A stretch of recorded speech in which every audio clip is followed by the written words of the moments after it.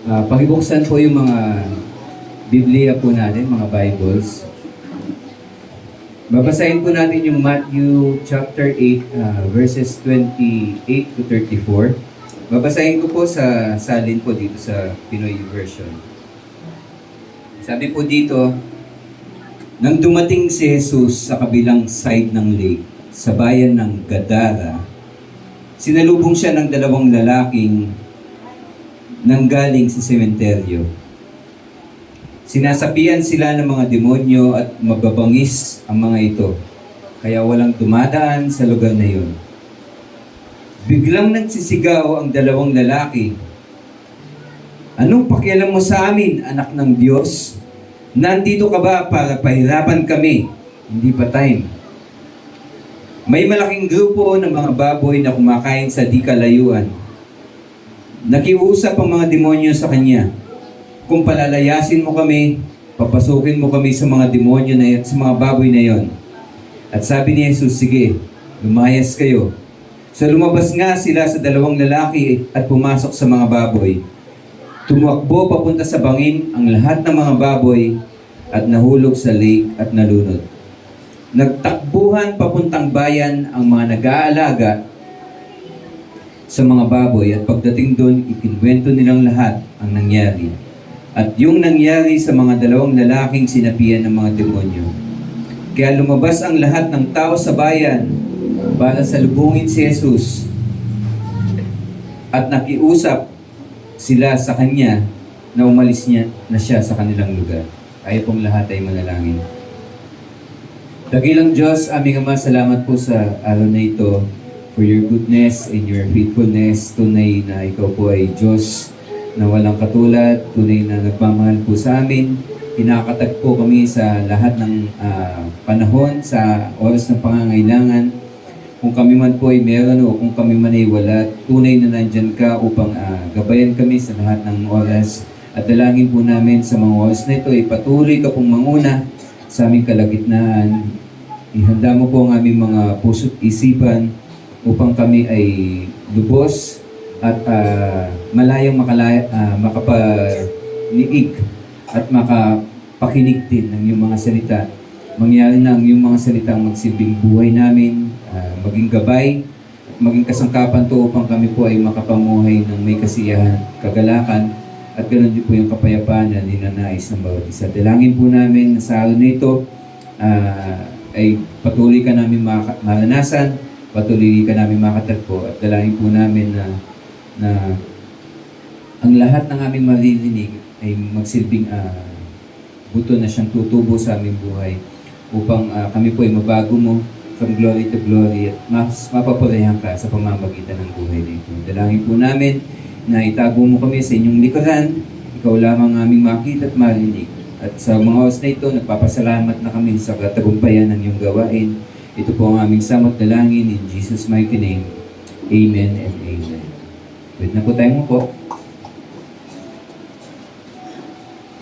So yung binasa po natin na story is story. Pag binasa niyo po itong 8, and mostly papakita dito yung mga stories na si Jesus ay powerful. Is beyond dun sa mga forces ng nature. Napapatigil niya nga po yung mga alon sa dagat. Napapagaling niya yung mga may sakit. And he is able to cast out the demons. And itong story na to, maraming beses na rin natin siya narinig. Siguro naturo na rin siya before.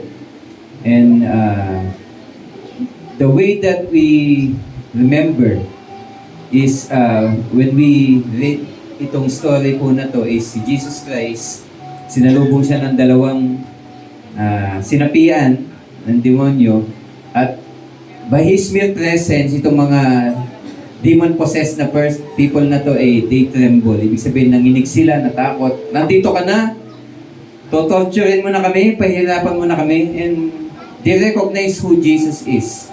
Are you the Son of God? Nandito ka na ba para pausahan kami? Hindi pa time diba? It is the same thing pag nagbasa kayo ng Acts during the time na si Paul. Okay? That he encounter also yung mga demon possessed. Kilala nila si Paul. Okay?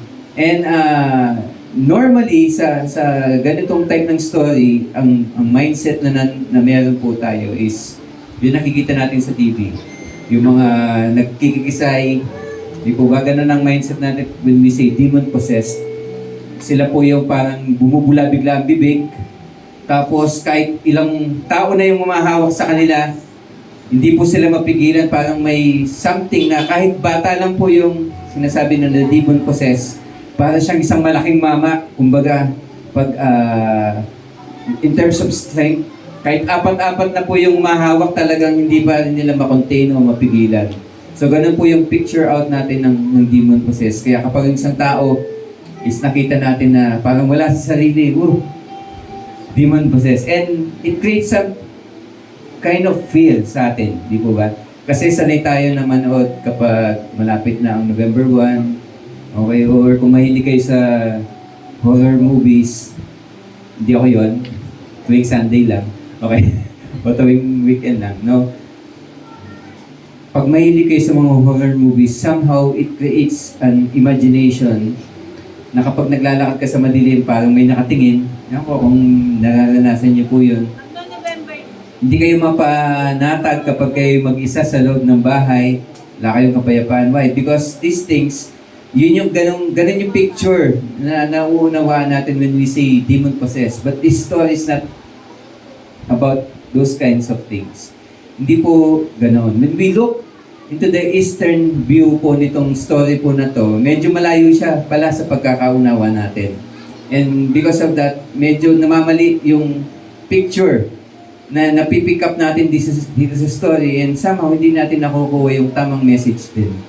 So, it is our hope and our prayer na sa araw na ito is maunawaan natin yung story, makuha natin yung tamang picture, and makarelate tayo ba yung demon possessed dito. And hindi man tayo nagkikisay, hindi man tayo bumubula ang bibig, pero somehow, we can relate dito sa dalawang tao na to na demon possessed. When you look at the passage sa Mark tsaka sa Luke, isang tao lang po yan, isa lang yung demon possessed. But here in Matthew, dalawa po sila. But it is the same story, it is the same message. At ang title ng pag-uusapan po natin ngayon, okay, I'm getting rid of this pig. So hindi po natin ginamit itong title na to upang sabihin na sa bawat isa na masama kumain ng baboy. Hindi po yun yung ina-advocate po natin. Bagkus ang goal po dito is maunawaan natin ano ba ibig sabihin ng pig. In the view of the Eastern people, anong pagkakaunawa nila pag sinabing baboy, but may mga cultures na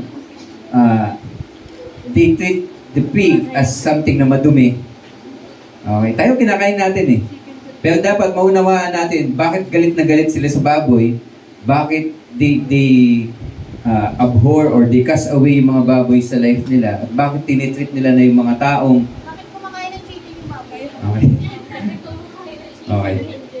Because mamaya maunawaan natin bakit yan ang napili natin picture. So,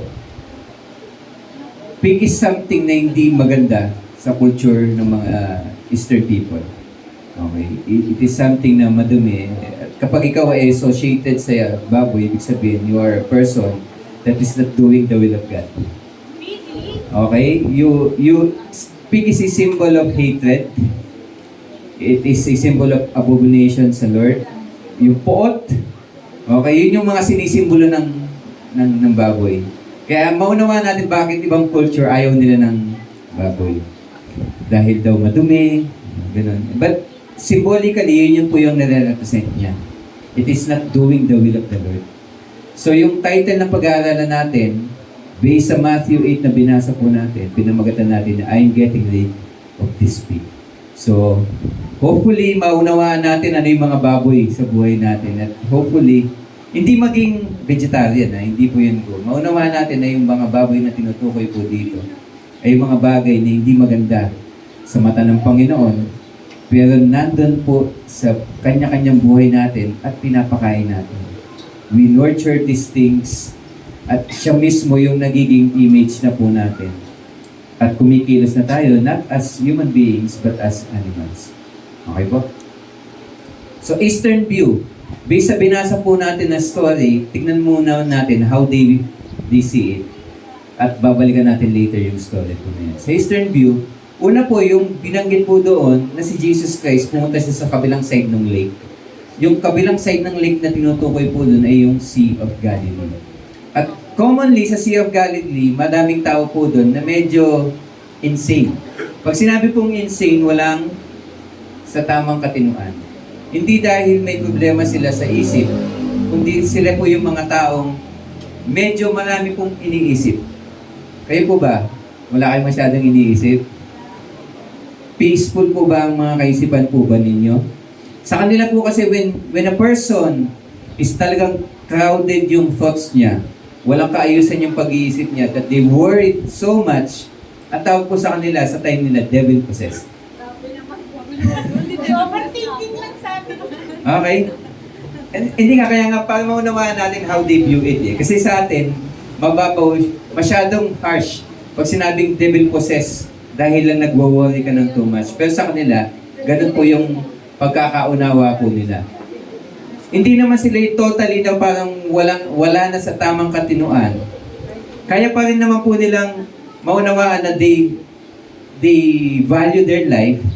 Pero dahil sa sobrang worries po nila sa buhay nila, sobrang kakaisip sa mga bagay-bagay, mga negative thoughts, yung mga bagay po na ito, mga kaisipan na ito, medyo na-overpower po sila.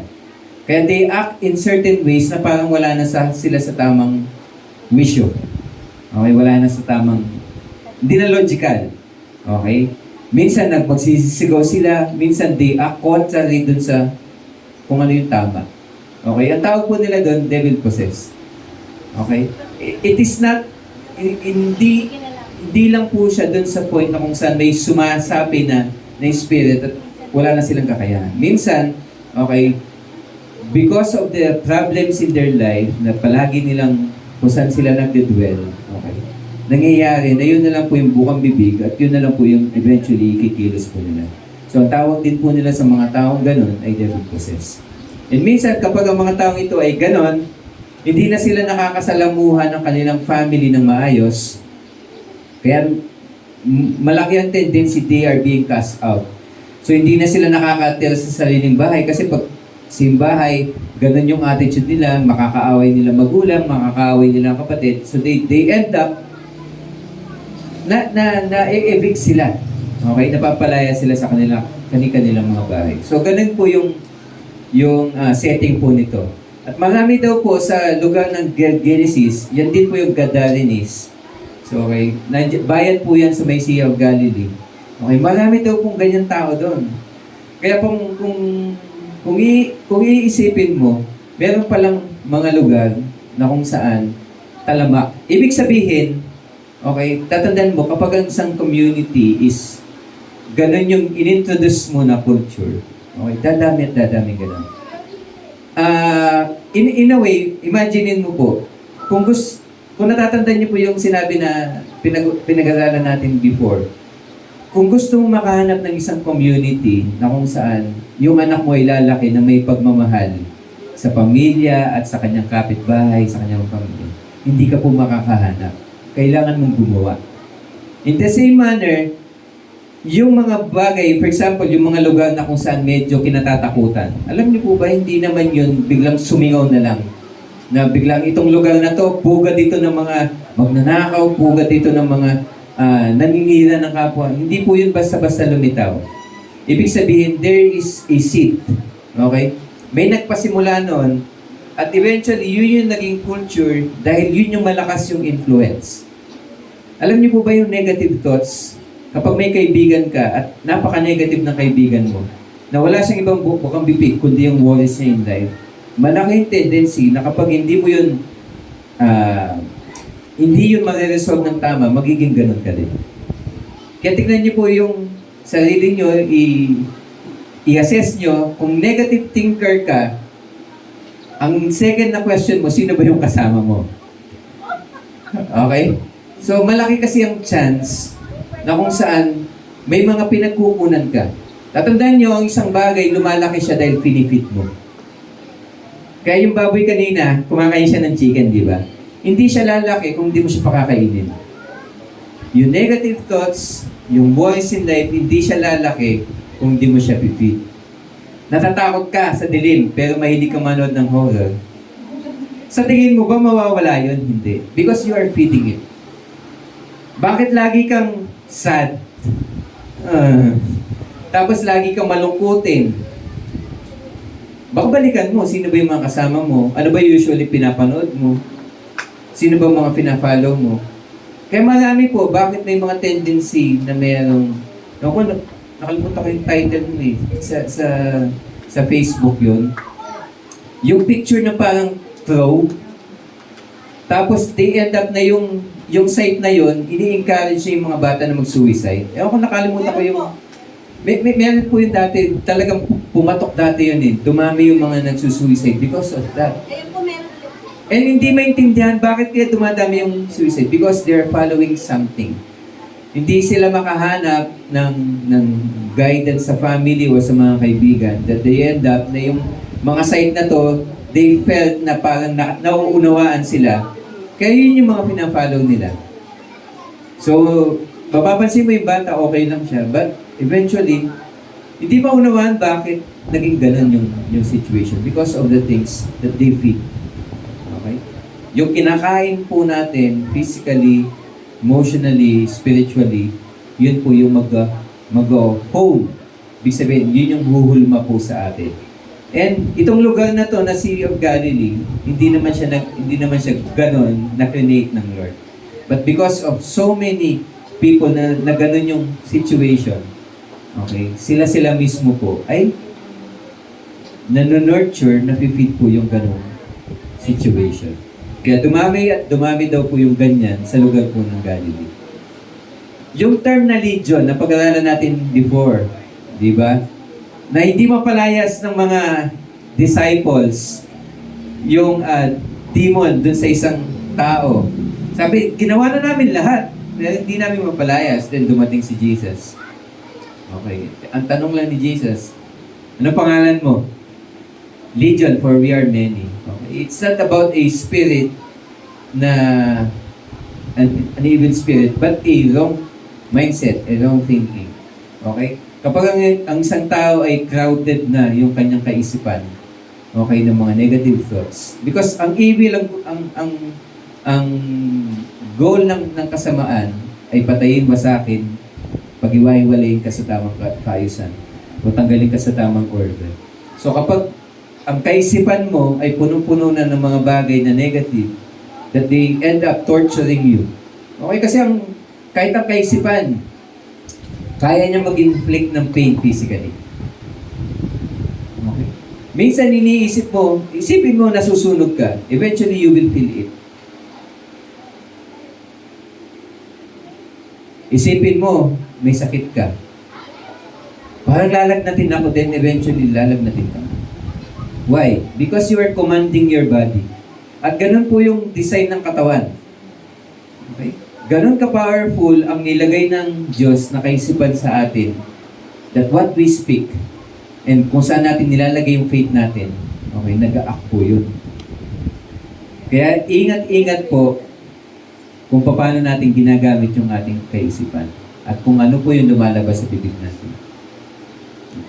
Kung natatandaan niyo yung story sa Bible, yung mga disciple na gutom, kumain sila ng mga grains sa field. Nagalit yung mga ang tawag doon, yung mga religious leaders, kasi hindi sila nagugas ng kamay, kumakain sila. Sabi ni Jesus, it is not what comes into your mouth that defines you, but what overflows from the mouth, yun yung nagde-define sa tao, yun yung nagpapalumi sa tao. Why? Because kung ano po yung nasa kaisipan mo, imumold ka po nun. Okay? You will be held prisoner kung ano man po yung nasa kaisipan mo. So kung maganda yung nasa kaisipan mo, you will become a slave of righteousness. Kaya yun yung goal ng Lord eh. Okay, palitan yung kaisipan mo ng mga bagay na nasa tamang kaayusan. Pero kapag ang finifeed mo sa iyong kaisipan ay mali, yun po yung mag-hone sa iyo, yung magmumolde sa iyo. Okay? So pag sinabing legion, during their time, it is a person who has many negative thoughts. Okay. Meron po ba kayong lead dyan? Hopefully, wala. Okay? So, wala nang nag-iisip na negative ngayon. Lahat positive na iniisip natin. Okay? Huwag po kayong matakot. Okay? Dapat maunawaan lang po natin to para matulungan tayo ng Lord na properly magamit yung word niya. Okay? So that we can be set free. Devil-possessed people, sabi nga po natin, hindi naman sila talaga yung parang okay, yung nagkikisay. But because of disorders, yung sa dami ng problema po nila, dami ng iniisip, minsan nawawala na po sila sa tamang kaayusan.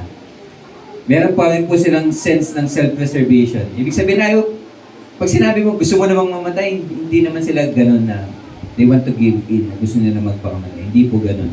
But they have sila po yung mga taong usually dumanas ng mga negative conditions, events sa kanilang buhay. Example, namatayan, nalansak yung bahay, nasunugan. So yung dumanas sila napakabigat na pagsubok, malaki yung tendency na sila po yung tao na magkakaganito. Sa time po nila, ewan ko sa panahon po natin, may nakakaranas din po ng ganyan. Okay, ang saya-saya ng buhay din all of a sudden, with just a snap of a finger na wala po sa kanila lahat. So, minsan pag yung tao na yan hindi sila strong spiritually, they collapse. Ibig sabihin, parang wala nang silbi sa kanila yung lahat ng bagay. Then, they tend up na kung ano-ano ng pangit, they resist God, sinisisi nila ang Diyos, sinisisi nila kung ano man po yung magagandang nangyayari sa ibang tao because sa kanila parang bakit ganun ang nangyayari. So, malamang sa malamang, ganun po yung maging kainatnan po nila. And minsan yung mga taong may mga kapansanan, yung mga taong salat sa kabuhayan, so sila po yung mga usually din po na nagiging ganito during their time. And those people were ignorant. Those people who were unclean. So yun po yung mga tinatawag po nila na mga devil-possessed people. And most of the time, sabi nga po natin, they are outcast. Hindi sila makakapunta sa templo. Minsan, hindi na sila pinapapasok sa sarili din nilang bahay. Kilala niyo po ba si Matthew, the tax collector? May sumulat po ng aklat. Okay, tax collector po siya. Nasa tamang pag-iisip, but he is an outcast. Therefore, hindi siya pwedeng pumunta sa bahay ng magulang niya. Okay po. Ganun po yung situation po ng mga yan. They are outcast. Minsan, kapag ang kapansanan mo ay sakit, example, ikaw ay may ketong, bawal kang hawakan. At kapag ikaw ay may ketong, dapat bigyan mo din ng warning yung mga lalapit sa iyo. 10 feet pa lang sabihin mo, unclean, unclean. Kasi dapat hindi sila makalapit sa iyo. At kapag nakalapit sila at nahawakan ka, for example, they will also be considered unclean. Sila mismo. Hindi na sila pwedeng pumunta sa templo. Ganon nakakahawa yung pagiging untouchable. Okay? Sa atin, pag sinabing untouchable, isa kang malakas, makapangyarihan tao na walang makakakanti sa'yo. Right? Sa kanila, pag sinabing untouchable, outcast ka. Okay? Ikaw yung patapon sa lipunan. Okay? Hindi ka pwedeng makisalamuha sa family and even sa religious activity. And they usually live in mountains. Okay? Many of them also live in cemeteries. Kasi ang part ng culture po nila, sa atin po pag ginagawa na din po ngayon. Bumibili na po ba kayo ng lupain nyo kung saan kayo lilibing? Meron pong gumagawa na po nun. Pero sa practice po nila, sa culture nila, bago pa talaga sila mamatay, nakahanda na po yung mga tombstone nila. Yung mga hukay, yung mga kuweba na nabili po nila. Kung saan po sila ilibing. Nakahanda na po yun. And siyempre, habang buhay yung tao, siyempre hindi naman sila ililibing doon. Kaya yung mga lugar po na yon, yung mga cemetery po nila, nagiging usual place siya na nagiging tambayan nitong mga outcasts. Dahil itong mga tomb na to, maganda po yung mga tomb na to. For example, yung kuweba, sementado po yung flooring nun, malamig po yung lugar. So kapag matutulog ka, tamang-tama yung temperature sa loob. Sakto ka pa. Sakto pa, libre pa, wala kang binabayarang upa. Di po ba? So yung mga outcasts, hindi naman po sila yung parang nakabilad sa araw, nauulanan, no. Okay? Mahanap din sila kasi ano naman sila eh. Hindi naman sila totally, anong tawag doon? Walang isip. Walang isip. Okay? Sila po ay may pinagdadaanan lang.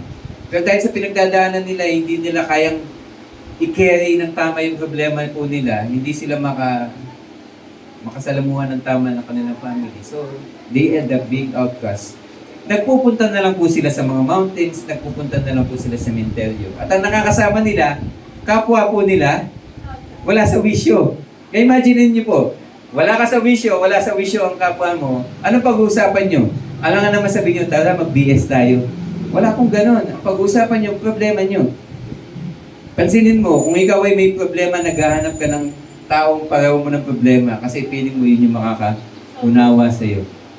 And you end up, lalong bumigat yung problema mo. Why? Dati ganito lang problema mo, nangyari sa kausap mo na dumanas nun, mas worse. Naku, baka mangyari din sa akin yun. Kaya lahat ng bagay na nangyari sa ibang tao, feeling mo ngayon, mangyayari na din sa'yo. Yung mga fears mo, dahil nangyari ito sa ibang tao, ganun na din mangyayari sa'yo. Di ba ba? Kaya mapapansin natin minsan, ano ka ba? Ito lang nangyari sa'yo. Ba't ganyan ka na mag-isip ngayon? It's all because yun yung kinocultivate mo eh. Yun na yung finifeed mo. And sino ba yung sinasamahan mo? These people, wala silang ibang choice kasi tinatapon sila ng lipunan eh. Kaya wala silang ibang pwedeng samahan kundi yung katulad lang din nila. Nakikita niyo po yung point, yung setting nitong story na to.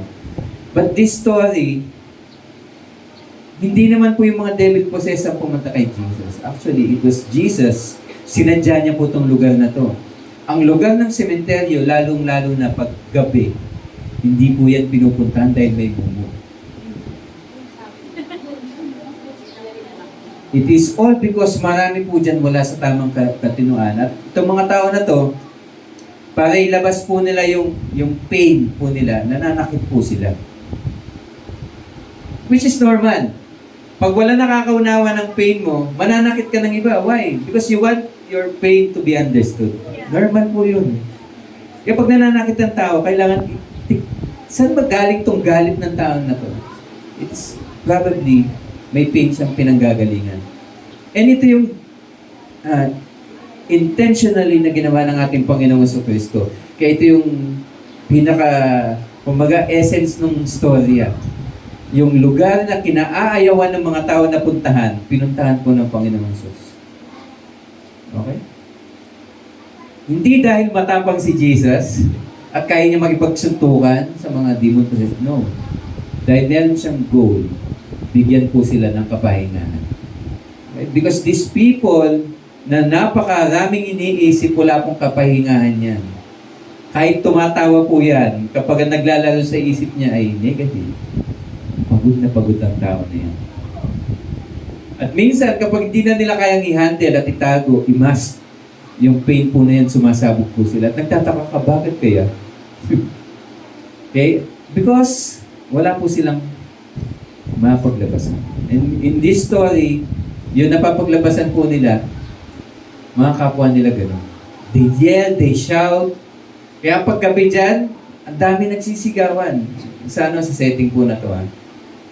Why? Because nararamdaman nila yung pain. Pag madilim, pag alamdam mo mag-isa ka, so you shut up, you yell, kasi nilalabas mo yung pain eh. Okay? Kaya maraming tao, walang dadaan dyan. Kaya pag may mga tinatawag na witch doctor, ang ginagawa po sa mga tao na yan, they torture these people as a way of curing them. Imagine niyo, ang bigat na ng problema mo, hindi ka makausap ng tama, at para gamutin ka, torturing ka. Gusto niyo po bang ganun yung setting natin?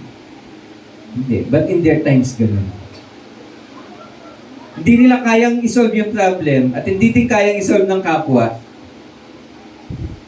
Kaya ang goal is parusahan yung physical. And most of the time, ginagamit pa po sila.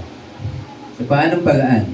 Yung mga tao po na to, during the time na may mga banquet, piging, salo-salo, kinukuha po sila as entertainment. Okay? Paanong paraan? Itong mga devil-possessed na to, mahilig po silang magmimik ng tao. Which is, pag ang spirit na nag-ooperate sa isang tao ay negative, okay? Ibig sabihin, okay, tatanggalan kanya sa tamang order, tamang kaayusan. And during those times, isa sa way na pinaggagamitan sa mga ganitong uri ng tao, ginagawa silang entertainer. Sige nga, maging doktor ka nga. Kaya sa panahon natin, sige nga, gayahin mo nga yung bini, sumayaw ka nga. Diba? Usually kapag wala sa, diba? O kumain ka nga ng buhay ng manok. Ginagawa po silang ganun. Okay? Usually during the night, they become entertainers, they become like doctors. Pwedeng gayahin nila yung sikat sa lugar po nila. But after that time, nandyan na po, dadating na po yung mga pare. Dadating na yung mga holy men. At ang gagawin sa mga devil-possessed po na to na nag-entertain, itatali po sila. Wow, galing, di ba? Pagdating ng mga priest, pagdating ng mga holy men, tatali sila sa mga pole, sa mga poste, at doon po sila torturin. After po nila magsilbi as entertainer, gagamutin sila. Sa paanong paraan? Itatali ka sa may poste. Okay. Usually, kung hindi ka man po hahambalusin, bubuhusan ka ng tubig until you are breathless. After ng piging po yan, usually natatapos 12 midnight. So 12 midnight, totorturing ka hanggang alas 3 ng madaling araw, bubuhusan ka ng tubig hanggang di ka na makahinga. Hindi ka mamamatay, pero sobrang dami ng ibubuhusin na tubig, parang nalulunod ka na. Because they believe, yun yung way para lumabas yung masamang espiritu sa iyong kaisipan. Pero ang problema mo lang naman, may pinagdadaanan ka lang eh. Imagine mo, ang problema mo lang pako. So, anong solusyon mo? Martilyo. Tapos, ang problema mo ngayon, karayom. Eh, dahil lang alam mo lang martilyo, pati karayom, pinupukpok. Lahat ng cure na naisip nila, because they don't know how. Ang problem is spiritual, ang solution nila physical. Sinasaktan ng sarili, because they believe, pag ginawa ko to, baka masolve yung problema.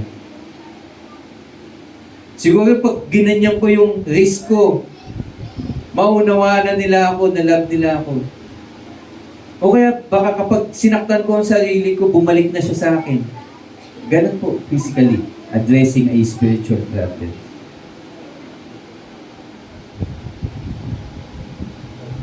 Ganun din po tayo minsan how we deal with things. It is not, kung ang problema mo ay spiritual, you must deal it spiritually. Okay? Ganun kahalaga po yung ina-add na value sa atin ng ating Panginoon. Eh, imagine niyo po, nasubukan niyo na po ba yung buhusan kayo ng tubig?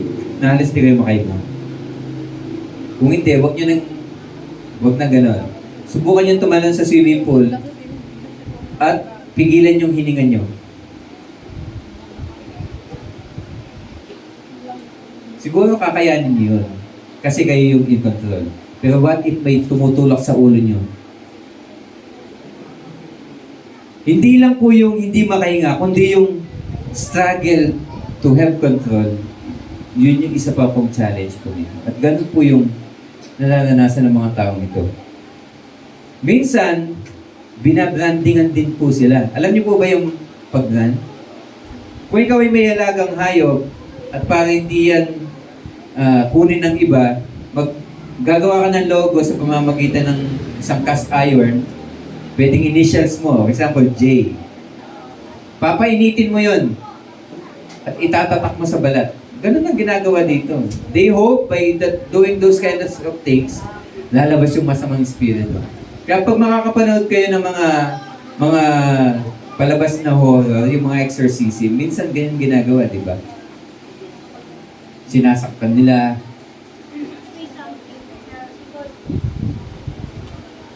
Napakahirap po ng dinadanas ng mga tao na to. Because yung cure na yung nilalagay sa kanila, they believe na yun yung makakasolve. Pero hindi. So, naunawa niyo po yung setting. Okay. Ano naman po yung baboy sa kanila? It is a symbol of hatred, bitterness. So kung wala, may hatred kayo sa heart, so may baboy kayo sa puso. Bitter ba kayo? O may baboy din kayo sa puso. Animosity po ang ibig sabihin niya. Murder. Meron kayong, anong tawag doon? A dividing spirit sa inyong puso na gusto mo, ikaw lang yung friend. Pag friend yung friend mo ng iba, gusto mo silang siraan kasi gusto mo sa'yo lang siya.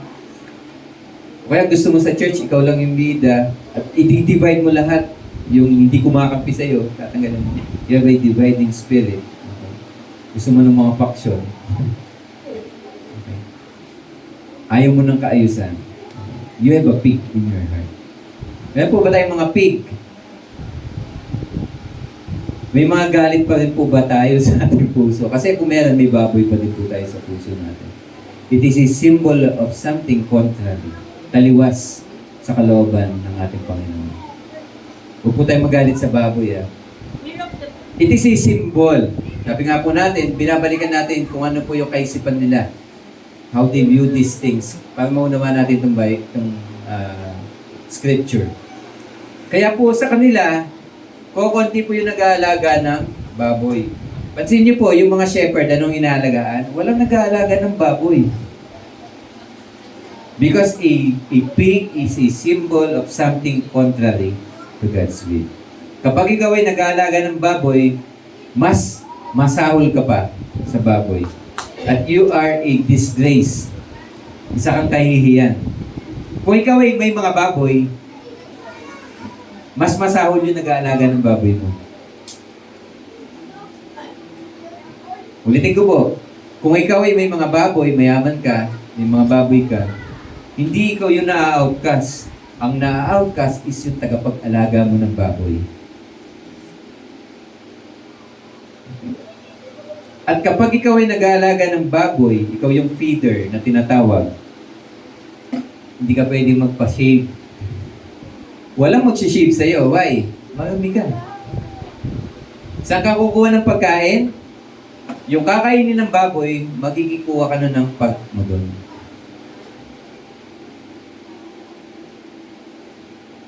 Hindi ka makakabili ng pagkain, hindi ka pagbibilihan. So yung kinakain ng alaga mo, yun din ang kakainin mo. Because a feeder of pigs is also a pig. Ganun ang kaisipan nila. Imagine. kung totoo naman, kung sino pinapakain mo, ganun ka.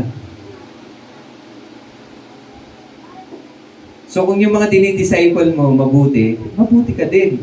Pero kung dinidisciple mo is papasama sila dahil mali ang tinuturo mo, ibig sabihin ganun ka din. Okay? Hindi iba yung pinapakain sa kumakain. Kaya yung scripture na, you will know them by their fruits. Ibig sabihin, kung ano tinuturo nila, makikita mo din sa buhay nila. Ganon din po dito yung situation ng feeder ng baboy. Kaya po yung kinakain niya, yun din ang kinakain ng baboy. And they are socially degraded. Sa atin po, kailan nagiging mataas yung tingin sa isang tao? May pinag-aralan, mayaman, yun yung socially mataas sa lipunan, di po ba? Sa kanila po hindi ganun. Depende sa karakter mo. At itong mga feeder ng baboy is a socially degraded persons sa kanilang lipunan. Ibig sabihin, kahit mayaman ang mga yan, kung may pera man sila, pag sila ay nagpapakain ng baboy, sila ay least sa lipunan. Patapon nga sila sa lipunan. Ganon ang tingin sa kanila. All because dun sa pig. Na-associate sila sa pig. Ganon po kasakit na yung kinaingat na isang feeder ng baboy o yung nagpapakain ng baboy. Na kapag ang isang tao during that time, tinawag mo siyang baboy, pwede kang ipakulong at makukulong ka at the minimum 6 months. Okay? At kanya ka kumain, para kang baboy, kulong ka. Ganon po ka-harsh na ma-associate sa baboy. Okay?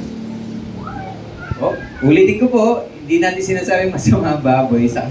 Sa kultura natin, accepted po yan na kinakain. Pero sa kultura po nila, napakarami po niya. Matawag ka lang na baboy, pwede mo siyang ipakulong. Yung tao na tumawag sa'yo na baboy. Okay? Why? Kapag ang isang tao, nag-decide siya sa life niya, example, magulo isip mo.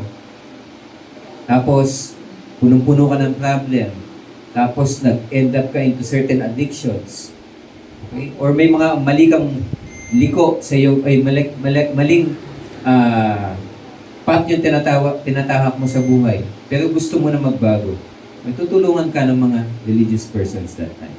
Ang tawag po doon, forsaking your sins. Okay? Ang ibang term po nila, getting rid of your pigs. Yun po yung idiomatic expression na ginagamit po nila. Get rid of your pigs. Kaya po yun yung title natin. Iwaksi mo ang iyong buhay sa mga pagkakasala mo.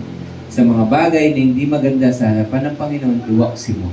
Yun po yung ibig sabihin ng getting rid of your pigs. Sa paanong paraan? Ang isang tao, masasabi po nila na siya po ay nagbago na kapag po nagbago na din po yung actions niya. Kaya mababasa mo sa James po yata yun. Ipakita mo na safe ka sa pamamagitan ng mabuting gawa. Hindi po sinasabi ng scripture na kailangan mong gumawa ng mabuti para ma-save ka. No. Ang tama pong understanding nun, dahil ikaw ay saved na because you are a new being. Okay? Hindi ka na yung dating disorder. Okay? Kaya ipakita mo ito sa pamamagitan ng bagong actions mo. Yun po yung ibig sabihin ng getting rid of pigs. Kailangan may pagbabagong makita sa iyo. Kaya kung ikaw ay crowded ng negative thoughts, kailangan makita sa buhay mo na yung mga negative thoughts na yun ay may waksi mo. Kailangan magbago yung habits mo, magbago yung pananalita mo. There's a process na cleansing sa kanila. Okay? At yung sign ng salvation sa kanila, sa pamamagitan ng mga ganito, ay makikita dapat sa gawa mo. Okay? One way that they do it, they publicly burn yung mga articles na related. Yung mga bagay-bagay na related dun sa pagkakasala nila. For example, sa pagiging Kristiyano, kung marami kang idols sa buhay mo, may it be in the form of figurines, may it be in the form of relationships. Okay, yung mga bagay po na yun, you will publicly burn or remove it sa iyong buhay. Kung mga books yan na taliwas sa katuroan, susunugin mo yan publicly as a sign na winawaksi ko na yung maling path ng buhay ko. Yun po yung sign ng salvation nila, na sila po ay nagbago na po. I am getting rid of this pig. Okay? Baka mamaya Actually, sa previous na church na napuntahan po namin, may portion po doon, yung parang ang pag-uutos po nun, kung ikaw ay nalulong sa pornography, kung may mga magazines ka na ganon, may CDs ka, o ikaw ay may mga addictions, tulad ng sobrang paninigarilyo, sobrang pag-inom, dadalhin mo yun. At meron po, maglalagay sila ng box. Meron din po silang, ano po yun, parang form. May form po silang pinasagutan sa amin nun. Ikaw ba'y na-involved dati sa mga maling katuroan? Naniniwala ka ba sa horoscope? Nag-spirit of the glass ka ba? Ako, baka ginawa niyo din po yun ng bata. Nagawa niyo dito yun. Ginawa natin before. 26. Sinagutan po natin yan individually before. Doon sa event po na pinuntahan namin na yun, inulog namin yun sa isang box. Then eventually sinunog po yun. As a sign that you are making a new covenant with the Lord. Paano susunodin yung alak? Hindi, symbolism na, symbolism. It is a symbolism na kung saan, itong mga bagay na to, kinontrol nito yung buhay mo before. Ngayon, winawaksi mo. Okay. So, yun po yung symbolism ng publicly burning. Okay? Nung time po nila. So, getting rid of the pigs, it is taking a step na nagre-repent ka na. Ayaw mo na nung dati. Okay? Iwinawaksi mo na yung mga baboy sa buhay mo. A symbol of getting rid of evil in their lives and becoming a new creation. Okay? Kumain pa din po tayong baboy, masarap. Lechon. Kaya kung babalikan natin yung stories kanina, sabi nung dalawang demon possessed, if thou cast us out, suffer us to go away into the herd of swine. Hayaan mo kaming mapatapon dun sa baboy. Okay? Ang ibig ba sabihin po nun, hayaan mo kami na itong spirit na to malipat sa baboy because pag binasa mo siya on how it was translated, isipin mo, the spirit from these people lumipat sa baboy at yung mga baboy na wala sa tamang kaisipan, nagtatakbo at nahulog. Di ba? Ganun po natin siya naunawaan. Hindi, ganun talaga siya Ganun siya tinuturo because wala tayong background nitong Eastern view. But how these people see it, okay, ang ibig sabihin po nun, it is symbolically taking away those negative thoughts, negative habits, and making them obedient to Christ. Okay, tatanggalin mo yung maling mga bagay, maling kaisipan, because they do not belong to the Lord, they belong to the one who is evil. So, yung pong sinasabi ng dalawang demon possessed na hayaan mo kaming mapunta sa mga baboy, ang nagsasalita po doon ay yung sensible part ng taong na-possess. Hindi naman kasi sila totally out of control. They still value their life, they still love their life, kaya yung casting out na sinasabi po doon, okay, huwag mo kaming torturing, because tulungan mo kami na mabago na yung pag-iisip. Itong pag-iisip na to, as a sign na kami magbago, hayaan mo na ipakita namin na itatapon namin to sa mga baboy. In a way, papatayin namin yung mga baboy. Okay, now naman po, sending this spirit into the pig is a manifestation, a show na kung saan publicly, I am telling everyone, sabi ng mga demon possessed, kinig kayong lahat, hindi na kami yung tulad ng dati, as a sign na kami nagbago na, itong mga spirit na nagumagambala sa amin, okay, itatapon na namin ito sa mga baboy, at itong mga baboy na to, iwawaksi namin sa buhay namin. Nauna na po, hindi po siya something na, because you cannot kill a spirit by drowning. Naisip niyo po ba yon? Wala silang, ang spirito walang kamay, walang bibig, walang ilong, para kapag inulog mo sa dagat, malulunod. Okay? Naunawaan po. Dapat maintindihan natin yung symbolism na itinuturo po dito. Okay? Ibig sabihin po ng mga demon possessed dito, as a sign ng aming tunay na pagbabago, iwawaksi namin ang mga negative thoughts na to at papatayin namin sila. Iwawaksi namin sila sa aming mga buhay. Dadali namin sila sa mga baboy. Because baboy is a symbol of something contrary to the Lord. Tinatanggal namin to, hindi ito sa amin, baboy to, and we will annihilate those things. Now naman po. Okay? Yun po yung ibig sabihin na send us to the pigs. If there are people around, why would the Spirit ask to be sent to this way? Kung may ibang tao naman na pwedeng lipatan, bakit hindi tao? Because it is not a spirit na lilipat sa ibang tao. Okay? Ang pinapakita ng story po dito is as a sign na kami po ay na-save mo. Okay? At hinil mo. Okay? Itong mga baboy na to sa buhay namin, winawaksi na namin. The man that the Spirit said to Jesus, if you cast us out, we will go into the herd of pigs. At yung mga pigs na to, ika-cast out nila sa kanilang mga buhay. Nang sa ganun po, sila po ay hindi na matulad sa mga outcasts, sila po ay muling tanggapin. At a sign na sila po ay nagbago na, tanggal na po yung mga pigs nila sa kanilang mga buhay. Okay? Yun po yung ibig sabihin ng getting rid of pigs. Okay?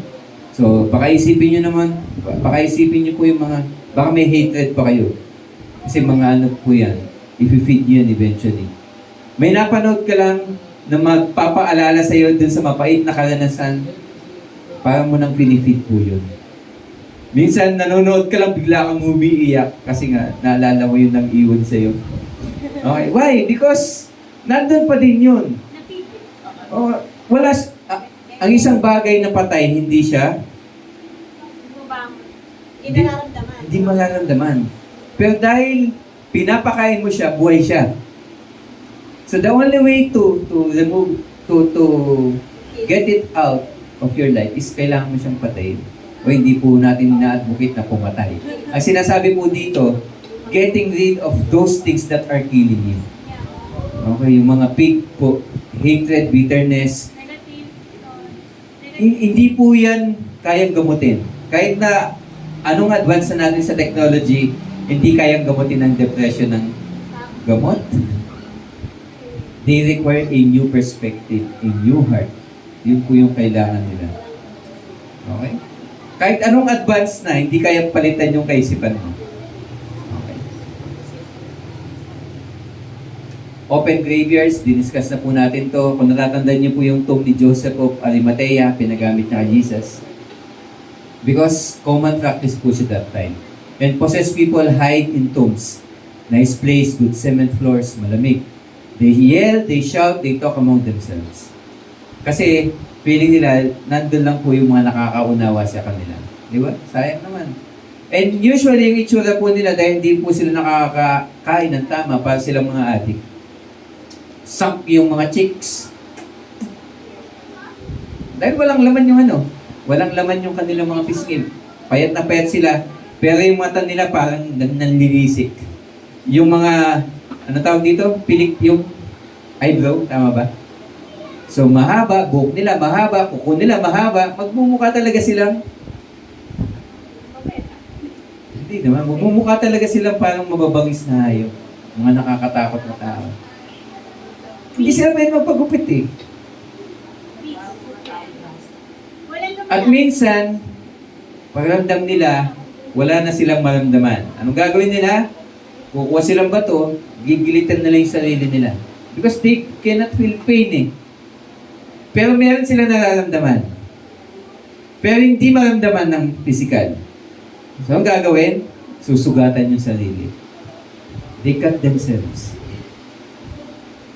Ang hirap, di ba? Kaya isipin mo, wala to sa tamang katinoan. All because, kung ano yung nasa kaisipan nila, they are tormenting themselves. At ganoon daw po sa head. Yung word na torment is you are constantly repeating the pains in your life. Naunawaan niyo po, bakit ang isang tao parang nasa impyerno na? It is all because he's being tormented by his mind. Dahil mali po yung nasa kanyang kaisipan. Kaya sinasabi ng Lord, sino man sa inyong nabibigatan, nahihirapan, okay, lumapit kayo sa akin, ibigay niyo sa akin yung burden, pasanin niyo itong yoke, dahil ang yoke ko magaan lang, it is easy lang, at matuto kayo sa akin. Hindi niya sinasabing tatanggalin niyo yung problema niyo. Ang ibig sabihin niya, papalitan niyo yung kaisipan niyo. Nang sa ganun, hindi na siya maging mabigat.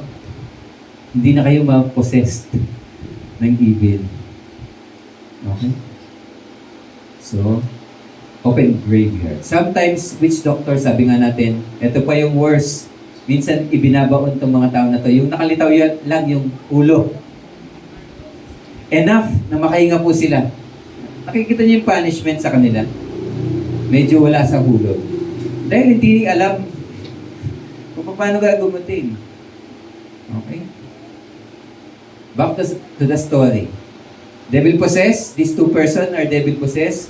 Hindi dahil yung evil spirit ay talagang hindi sila hinahayaan na mawala sa magkaroon ng tamang kaisipan, kundi itong mga tao po na to ay punong-puno po ng mga negative thoughts, worries sa kanilang mga buhay that they end up, yun na lang po yung umiikot sa kanilang kaisipan, yun na lang po yung naglalaro sa kanilang buhay. They usually live in tombs, tulad ditong dalawa na to. At itong mga tombs na to, mga cemeteries na to, iniiwasan niya ng mga tao, pero pinuntahan siya ni Jesus.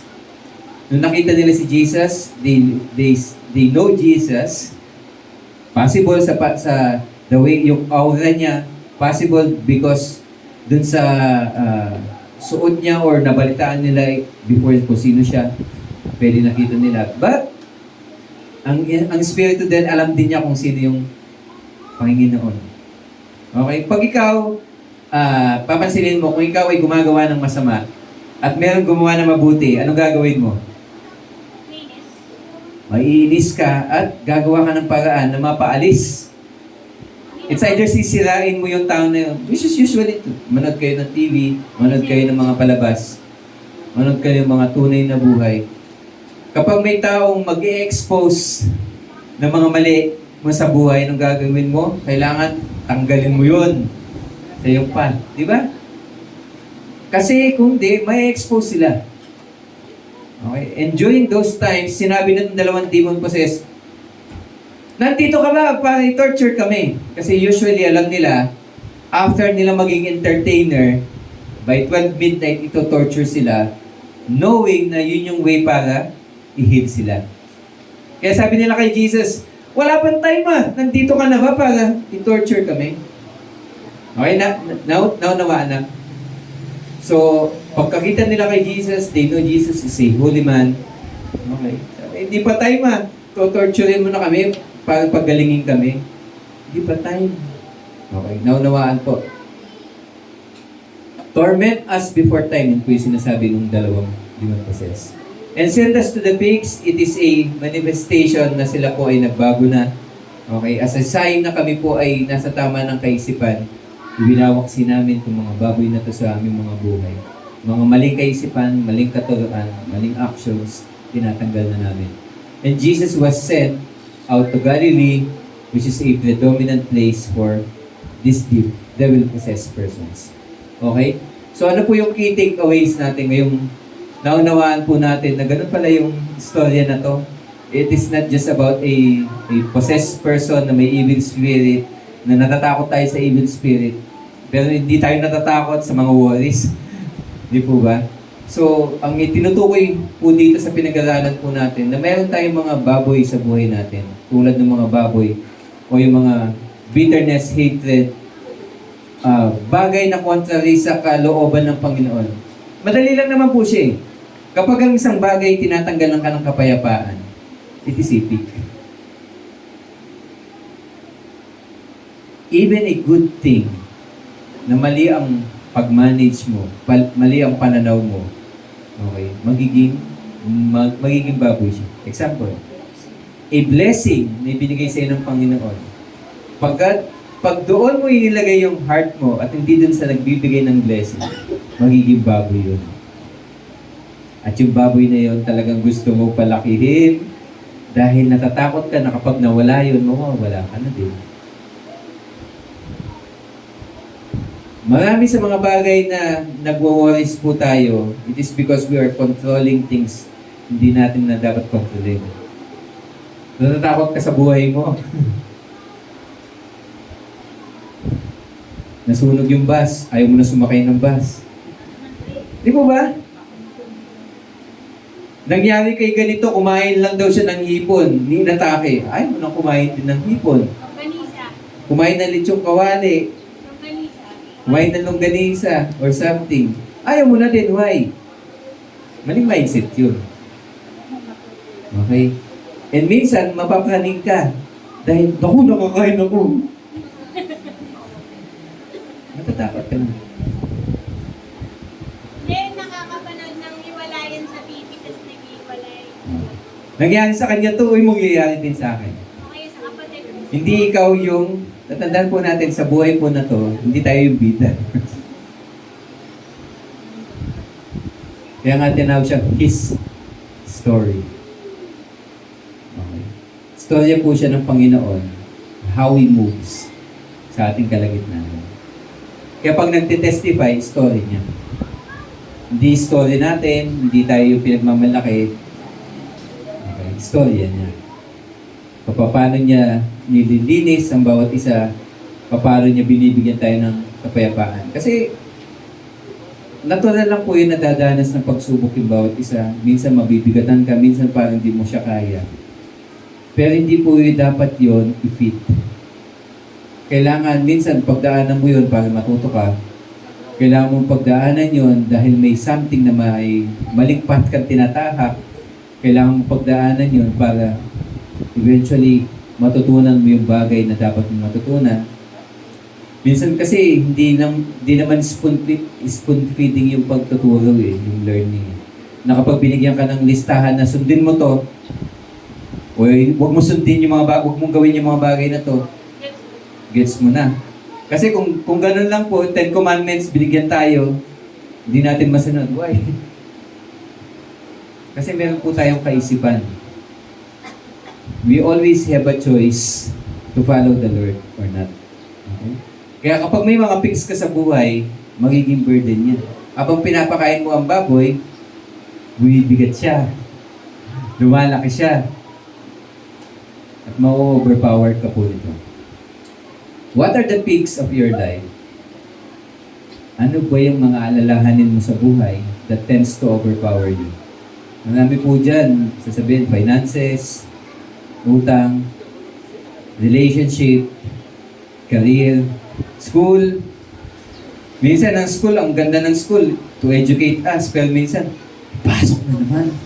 Nananalangin ka, Lord, sana dito dumating ang bagyo.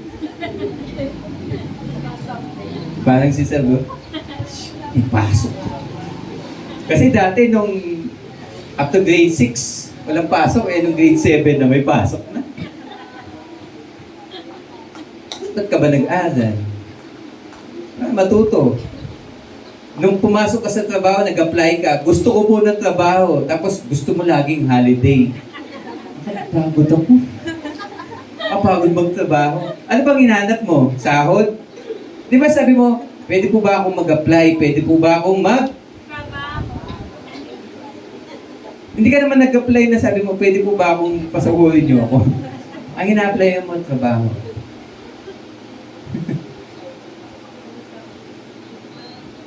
Yung bagay na maganda na bumibigat po yan pag mali ang perspective. Magiging peak po yan. Pero minsan may mga peak talaga na dapat iwaksi po. Unforgiveness, it is a peak. Unforgiveness sa tatay, nadala sa asawa, kahiwalay. Galit na galit siya, why? Kasi nakita niya yung nangyari sa tatay niya, paano sila i-treat. Somehow may nakita siyang part na ganun sa asawa niya. As a form of self-preservation, winaksi niya yun sa buhay niya. Nagalit na siya. Lahat na lang, ganun ang tingin niya. Okay, lahat na lang lalaki, masama. Ayaw niya na maging lalaki.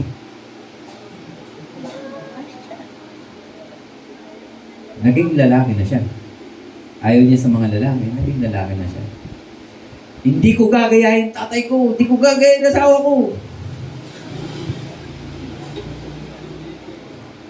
Ano, gagapos natin sila, pahihirapan, hihiyain. Masusunod po ba sa ganun? Hindi. So, hindi lang po sila yung dapat mag-adjust. Minsan kasi, iniisip natin, may problema yung anak natin, may problema yung kapatid natin. Kailangan nila magbago. Hindi. Saan ba sila nakatira? Baka yung tinitira nila is also a cemetery. Na nafe-feed yung bagay na yon kasi yung mga kasama nila sa buhay, ganun din. Madali kasing tumingin sa puwing ng iba. Pero ang tinutol sa atin dito ng Lord, may mga pigs din tayo. Minsan, may mga actions at habits din tayo na nagiging way to cultivate yung pigs din ng iba. Kaya po dito, as a church, dapat mag-grow tayo as a body. Hindi isa lang yung nag-grow, hindi leaders lang na nag-grow. Dapat kaya nga nilalagay yung leaders It is to help the church grow. Ganun po yung purpose nun. Hindi para mag-grow lang yung leaders. At damayan yung congregation na kapag may problema, may yayakap sa kanila, may makikinig. Hindi. Turuan sila na eventually sila din ay maging channel din. Natulungan yung iba na hindi maging peak. Okay? What causes your pigs to grow? Minsan hindi mo maiiwasan yung negative incidents, actions, events sa buhay. Pero hindi ibig sabihin kailangan mo na mag-dwell doon. Pag nadapa ka sa isang sin, hindi ibig sabihin doon ka na mag-swimming. Di ba yun yung term natin? Ang isang Kristiyano, madadapa siya, pero hindi siya mananahan doon. Babangon siya. Okay? What are you feeding them and how do you nurture yung pigs na yun? Yun po yung magsasabi kung ma-overpower ka ng mga negative thoughts. What are your habits? Physically na nga lang eh. Napagalitan ako ng asawa ko eh. Because may mga binili kami mga chichirya. Eh syempre pag nanonood ka ng TV, ang sarap kumain po ng chichirya. Bubuksan ko na oh. Biglang sumigaw, ah! Kakain ka na naman ng chichirya. Kaya ngayon, pinamigay niya yung chichirya. Sino nakakuha ng chichirya? Dinala dito.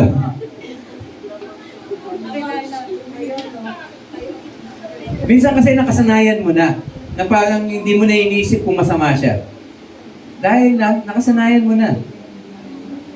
Kaya nga, kung hindi ka sanay kumain ng gulay at gulay pala kailangan mong kainin, kailangan mo sanayin because an habit cannot become extinct unless papalitan mo siya. Okay? Wrong mindsets leads to wrong actions resulting to a fractured character. Yung character ng isang tao, hindi yan biglang pagmulat ng mata, asal hayop na siya, hindi. Nagsimula yan sa maling kaisipan. Pwede may event na nangyari, hindi niya nakayanan, naging ganun ang mindset, naging ganun na yung mga actions, mga decisions niya, magiging ganun na yung character. Okay? Nangungupit lang ng bata paglaki. Nagnanakaw na. Why? Because he constantly justifies na kailangan niya yon to survive. He constantly justifies himself na kailangan niyang gawin yun for something that is good din naman. Walang makain pamilya ko eh. O kaya may sakit ang family member ko, kailangan ko lang talagang gawin. Sabi nga, the ends does not justify the means. Hindi ibig sabihin na mabuti yung dulo na yung intention mo, justified na yung pamamaraan kahit mali. Okay? Finances, relationship, career. Yan po yung example. Para palitan ng habit na pangit, palitan mo ng maganda. Ako po, gusto kong mag-exercise kasi gusto kong maging healthy. Pag binilihan ka ba ng bagong sapatos na pang-jogging, magja-jogging ka na? Depende sa Walang kasiguraduhan. Because nasa mindset mo dapat. You must see yung value behind it. Because if you are not seeing the value, minsan nga sabi, wag mong, ang goal kasi, di ba, itinuturo sa atin, think about 3 months or 1 year from now. Ano yung napipicture out mo kapag ikaw ay nag-exercise at kumain ng healthy? Mag-lose ka ng weight, gaganda yung skin. yung sistema ng katawan mo, mag-glow ka, papayat ka, di ko ba? Di ba ganun tayo minsan pag nag-goal setting tayo, ang sabi, may isang practice din, sabi, isipin mo naman yung negative. Siguro doon natin magagamit yung negative. 3 months from now or 1 year from now, kapag hindi ka nagbago, ano kayang kahinat na? Sa medical. Because kung ayaw mong iwaksi yung baboy, isang way na lang para matulungan ka ng baboy, tignan mo kapag yung baboy na yan ay lumago sa buhay mo.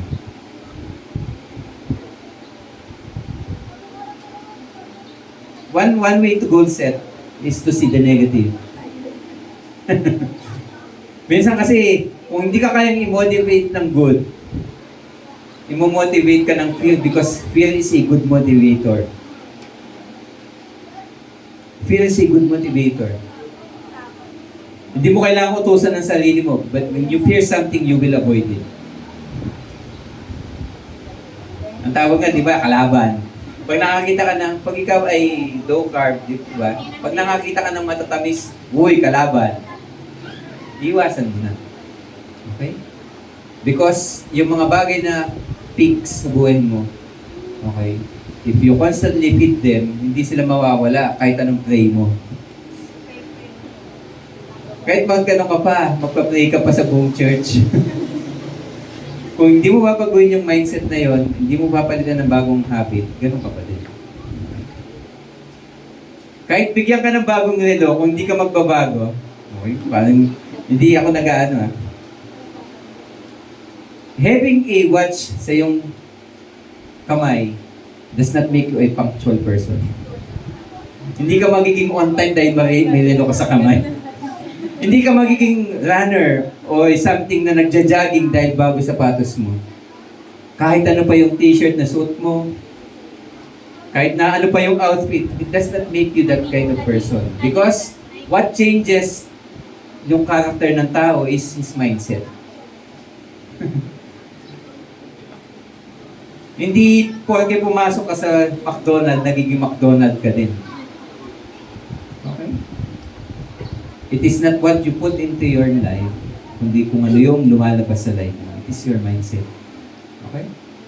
At kung anong pinifeed mo, yun ka. Kahit na ano pa yung i-post mo, pero kung ang actions mo naman ay taliwas, hindi ka pa din na-save dun sa maling kaisipan mo. Kaya kailangan mong alalahanin, kung ikaw ay isang mananampalataya, dapat ikaw ay bagong nilalang. A new creation. 2 Corinthians 5:17, ikinasal ka kay Kristo. Okay? Therefore, ikaw ay isa ng bagong nilalang. A new creation has come. The old has gone, the new is here. The new has come. Yun lang po yun. Mananampalataya ka, dapat makita sa action mo. Mapagmahal ka na asawa, dapat makita sa action mo. Totoo ka sa iyong school, dapat makita sa action mo. Marespeto ka sa magulang, dapat makita sa actions mo. You are a generous person, dapat makita sa action mo. Tumutulong ka sa church, dapat pati sa bahay. Okay? Yung bagay na yun, dapat it is a change. Hindi na yung bumabalik sa dati. Yung itlog na pinakuluan, babalik pa ba dun sa liquid state niya dati? Hindi na. Dahil may change, may transformation na nangyayari. Pero kung yung itlog, kinulayan mo lang, panlabas lang yun. Ibig sabihin yung buo, pag kinrack mo, pag you are, kumbaga dumanas ka ng isang stressful situation, pag na-crack open ka, liquid ka pa din, saan ka pa din? Pero kapag ikaw ay na-transform, nahulog, pumuputok po ba yung itlog na ilaga na? Hindi, nagka-crack yung shell, yes. I am pressed but not crushed, persecuted, not abandoned. Ganun ang sabi ni Paul. Ang isang Kristiyano, dadanas ng pagsubok, pero hindi nagko-collapse. Nasasaktan, yes, pero bumabangon. Why? Kasi buo yung loob. Okay? Dahil yung baboy, wala na dun. Okay? Niluto niya yung baboy. Okay? Ginamit niya as a means. Okay? Para makapagbago siya. Yung dapat iwaksi, iwinaksi po niya. Nakalaya po siya, John 8:32. And you will know the truth will set you free. Tamang kaisipan, tamang buhay. Maling kaisipan, hindi ka makakalaya. 2 Corinthians 10:5-7, we destroy every proud obstacle. Obstacles ay stumbling block. Mga balakid sa buhay that keeps people from knowing God. Knowing God is not just knowing what is salvation, what is baptism, what is the meaning of church, what is the value of communion. Because nasanay tayo na pag sinabing church, ang ituturo dyan, anong ginawa ni Christ? Valuable po yun. Pero ang tinuturo din ng ating Panginoon, buhay na ganap. Maunawaan po. Pero hindi po tayo nilikha at hindi create ang church para magkabisaduhin natin yung mga scriptures at para lang masabi natin na alam natin yung scriptures about salvation, about baptism. Ang naisin ng Lord, may sa buhay po natin yung mga yun. Anong ibig sabihin ng na-save? Anong ibig sabihin na ikaw ay binaptize? Dapat naunawaan mo bakit. Hindi nakakabisado. Okay? Kasi madaling kabisaduhin yan because we are rational people. Kaya natin magkabisa ng verse. Pero ang tunay na pagbabago sa buhay, nababago yung karakter, at nangyayari yun kapag nababago yung mindset ng tao. Pansin niyo pa, ulit-ulit lang yung inaaral po natin. Kasi wala naman talagang ibang naisin ng Lord kundi magkaroon tayo ng kapayapaan. Okay? Renewing your mind, and one way to renew your mind, kaya tayo merong wisdom series. Okay? It is to help us create order sa buhay po natin. Wisdom, yun yung goal niya. Ilagay ka sa tamang kaayusan. Get rid of your pigs. Una, tatanungin mo yung sarili, may pigs ka ba? Ikalawa, kung meron kang pigs, pinapakain mo pa ba yung mga baboy na yan? Okay. Kasi dapat mo na yung iwaksi. Get rid of those pigs. Dahil ikaw ay bago ng nilalang, ipakita mo yan na ikaw ay bago ng nilalang. You are new creation. Kaya you must get rid of your pigs. Come to Christ. Ito minsan na pagsasawalang bahala, yung accountability partners. Minsan, ayaw natin na may accountability partners kasi tayo din mismo may mga pigs sa buhay na ayaw natin ma-expose. But, hindi gagaling ang isang bagay na kinocultivate mo. Ang isang sugat mo na may nana, kahit anong band-aid na gawin mo, hindi yan mawawala. Yes, hindi makikita yung extent ng lalim ng sugat mo, yung nana ng sugat mo. Pero hindi siya gagaling dahil lang sa band-aid. Kailangan bukayin yan. At minsan yung accountability partners, hopefully kung tama yung accountability partners, tutulungan ka niyan. Na ma-avoid, na ma-cultivate mo yung mga pigs at eventually matulungan kang may waksin mo yun. Wala naman po biglaan na gano'n? Bago. But it's possible. Kailangan lang willing yung tao at meron ding tao na willing na yung environment niya, yung culture niya, yung mindset niya nasa tama. Hindi yung ang i-advise sa'yo o ang ka-counsel sa'yo, i-fit sa'yo ay mali din. So, kung ang mag-hit sa'yo ay wala ding kakayahan, lalo lang lalala. So, you must find accountability partners na makakatulong sa journey mo sa Christian life. Only a new habit can replace a bad one.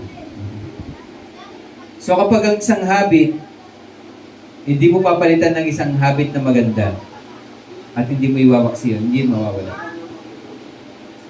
Kailangan intentional na yung bad habit na yun, palitan mo siya ng good. Example, kumakain ka ng healthy pero kumakain ka pa rin ng unhealthy. Wala din siyang sense. Kasi ang goal mo, kaya ka nag-a-adapt ng good habits is unang-una tanggalin mo na yung bad habits. Natatandaan niyo yung sinabi ni Paul, napapalibutan ako ng maraming faithful na tao. Yes, tama na yung setting mo, di ba? May tama ka ng pwedeng parisan. Pero sabi niya, kung ikaw ay nasa race, anong dapat mong gawin?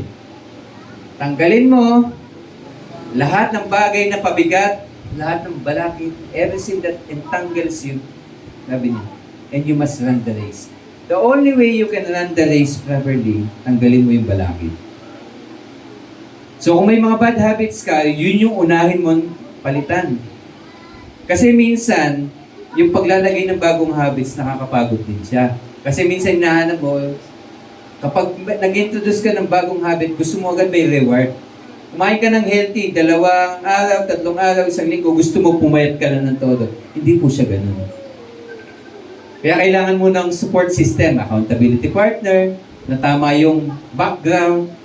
Kaya nga may coach. Di ba coach? May coach, kailangan may Kasi minsan, masarap i-exercise yung discipline pag okay lahat. Pero mas kinakailangan yung discipline pag mahirap na lahat ng bagay. Doon pumapasok ang coach.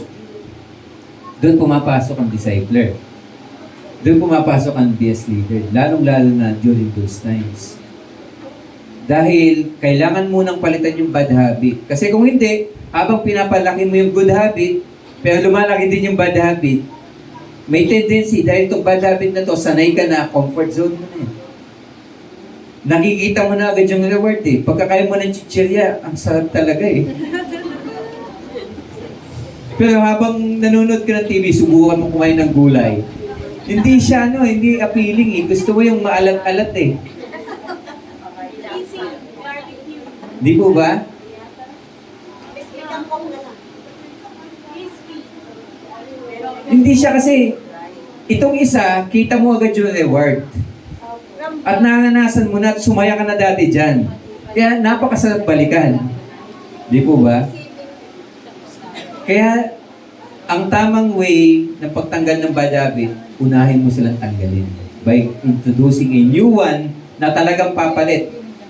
Oras ng panonood ng TV, doon ka na-attempt kumain ng chichirya. Dapat yung makikita mo sa paligid mo, walang chichirya. Hindi ka bibili. Sino bumili ng chichirya? Hindi ako. Hindi ako. Nanisip pa yun. Hindi ako bibili. Hindi po ako, yung ano po yun, yung store kasi sabi niya sale. Teacher, hindi mo pinipili. Kung may kasalanan. Yung halagang 250 pesos na lang. Di po ba, goodbye? Kaya pag kinain mo, goodbye ka din.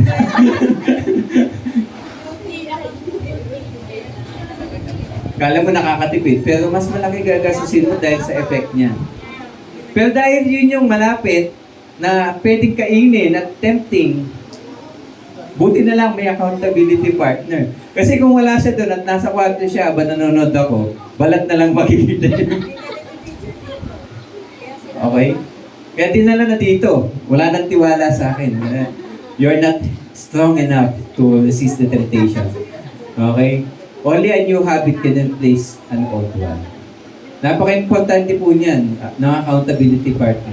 Kaya pasalamatan niyo po yung mga accountability partner. Okay? And add value. Hindi lang pagtanggal, laging dual.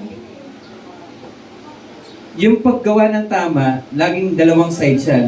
Ganun ang tinuturo po natin. Kasi ganun siya tinuturo ng Bible. Pag nagbabago ka na, hindi mo lang tinatanggal yung mali.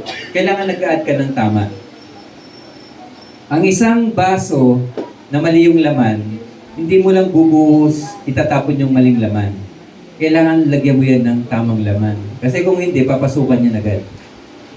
Tatandaan nyo, ang comfort zone, napakadaling bumalik po doon. Napakasarap mag-backslide.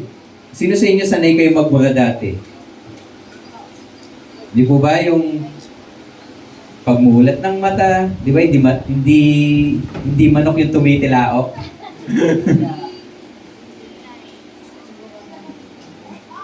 Yung mga salitang lumalabas sa bibig, rinig sa kabilang kanto, sabi, ay, gising na mga anak, alas 6 na. Bakit po? Wala po tayong alarm clock. Tumitilaok na yung manok sa kabilang bayan. Kabilang bayan, dinig yung ano mo. Di po ba? So, add value. Kailangan magpalit ka ng mga habits at one way na may wawaksin mo yun, mag-add ka ng good. So, kala nyo ba pangit ang BS Group? Eventually, sa mga nagsusumba, eventually, pasok nyo din po yung BS Group. Kasi hindi lang po dapat healthy ang body. Kapag hindi healthy ang mind, eventually magsasuffer ang body. Kahit anong Zumba mo, kapag ang heart mo, shattered, maraming alalahanin, ayaw mo na din kumain. Eventually, hindi ka na din pupunta ng Zumba. Eventually, ayaw mo na din kausapin yung iba. Affected ka din. Kaya BS groups are good. At sana, holistic yung growth po natin. Hindi lang po physical, emotional, spiritual, mental. Okay? Napaka-important po na ina-address natin yan sa mga BS codes po natin. And syempre, kung may time tayo sa laro, may time tayo sa, sabi nga nila, SOCMED. Oo, nakikiuso na. Social media po yun. SOCMED. Dapat may time din tayo, hindi lang sa TV, may time din tayo sa study ng scripture. Pagdi-devotion. Okay? Hindi po yan biglang lilitaw na lang. Hindi. Kaya na po yan ni Teacher Jason. Nag-aaral naman siya eh. Sa Sunday na lang. At yun na nga, i-devotion ko buong week. Kasi tama na yun eh. Naaral na yun eh. Eh kung ako, baka mali pa mahal. Wala pong... Imagine niyo po kung kayo po ay sanggol. Yes, granted kayo ay sanggol. Padididiin kayo, pakakainin kayo ng mga pagkain, mashed potato, mashed na carrots, jelper, kung anong pinaserelak. Pakakainin kayo habang bata. Pero imagine niyo 30 years old na kayo, sinusubuan pa kayo. Ma, gutom na ako. Ma, dede ko. Imagine mo, matanda ka na hindi ka pa marunong kumain. Ilan taon ka na bang mananampalataya hanggang ngayon hindi mo pa nabuksan? At hindi mo pa alam kung ang John ba ay nasa New Testament o Old Testament. Buklatin niyo naman, kahit yung parang, Lord, anong word mo sa akin ngayon? Hindi natin i-encourage yun, pero buklatin niyo naman yung Bible ninyo. Hindi naman sinabing basahin yun in one setting. Ang sabi lang, gawin yung habit. And syempre, fellowship. Kaya nakakatuwa po, medyo napuno po tayo ngayon. At yung mga binawasan na yung upuan. Then, naintindihan naman po natin, minsan talaga hindi tayo makakasama physically. Pero iba talaga kapag physically. Okay. Imagine niyo po, may mahal kayo sa buhay. Lagi nasa ibang bansa. For example na, iba pa din pagkasama niyo physical. Kahit na nakakausap mo siya online, iba pa din tapos physical eh. Kaya asawa ko po, kung nasan ako, nandun din siya. Di ba ba? O, nasa Pasig ako, Pasig din siya. Kasi iba, alam ka naman na, sige, yakapin mo na lang yung unan mo, isipin mo ako yan. Iba pa din po yung kayakap mo. Di ba? Iba pa din. So, yung fellowship, ganun po siya. So, hindi po tayo nagpapataasan. Okay. Ang goal po dito is nagtutulungan. Nasabay-sabay po tayong umangat. Kasi hindi naman po at all times ang isang tao malakas. May kanya-kanyang part tayo na pinagdadaanan. Minsan may pag-asenso ang isang tao o gumagaling siya sa isang larangan because he invests time. Si Ninong James, kahit anong pasukan, nag-excel. Example. Sa halimbawa, hindi na po ako magtataka pagdating ng araw may sarili siyang gym. Because he invests time in it. Inaaral po niya, hindi ko alam to, hindi ko papasukan. Pag ginastos po niya, pinapasukan. Pag pinapasukan niya, inaaral po niya. Ganun din po sa scripture. Kailangan gustuhin mo muna. Kailangan may love ka muna sa Diyos. Kasi kung hindi, ba't mo naman siya gustong pakinggan? Ba't mo gustong pakinggan yung artista o yung grupo o girl group o boy group? Dahil gusto mo silang marinig. Bakit? Kasi love mo sila. Punta pa yun sa concert. Mag-i-spend ka pa nga ng pinag-ipunan mo para lang dun, di ba? Because you love them.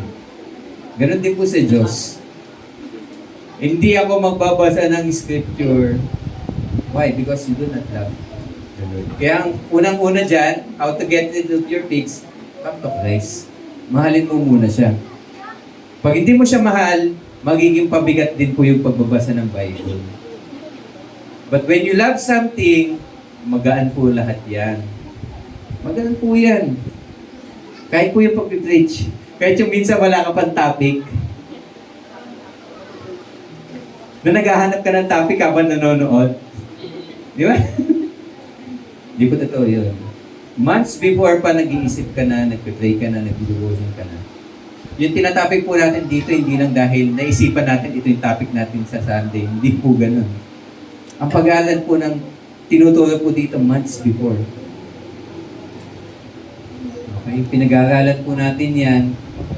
And ina-ask natin sa Lord, Lord, ano na ba yung unahin natin na ituro based sa mga napag-aralan na po natin. Okay, para the day before, Pag ina-assemble mo na, kung gagawa ka man ng PowerPoint presentation, yung pagkakaayos na lang ang inaayos mo.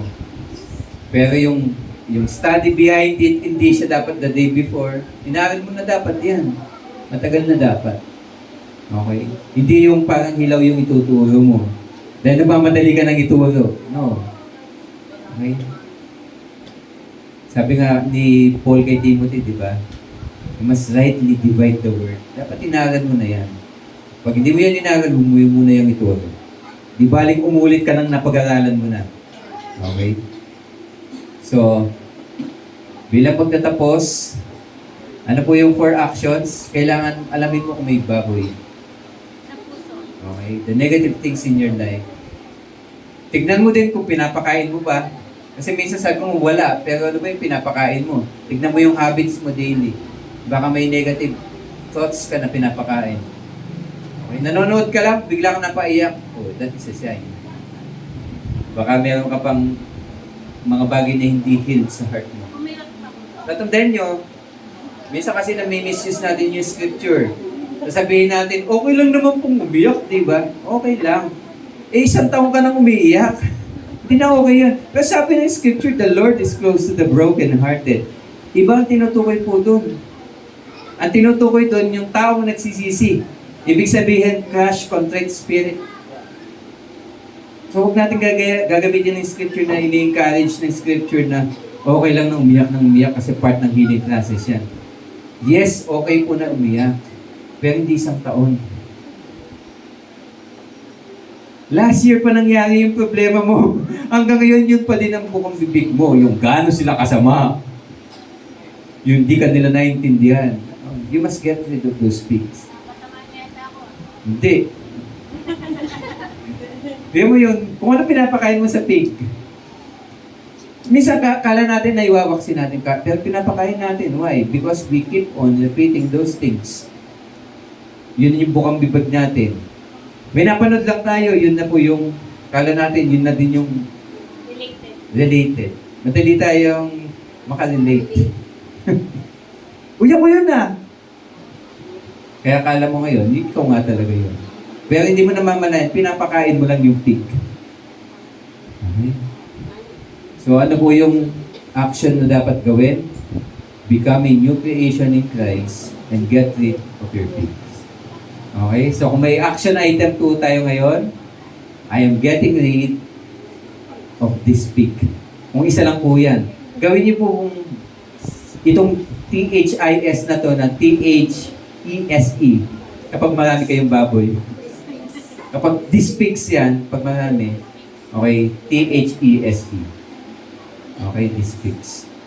Kayo po makakalan niya kasi madali naman magtago ng pigs. Pero yung heart nyo, kayo yung makakapagsabi kung panatag ba talaga yung heart nyo. Kung bago kayo matulog, kung nakakatulog man kayo, is talagang masasabi niyo, Lord, sarap ng buhay ngayon ha. Salamat po. Ibig sabihin, panatag yung heart mo. Pero kapag hindi, Lord, help me. Okay. Ano ba yung tamang mindset para mawala itong mga pigs na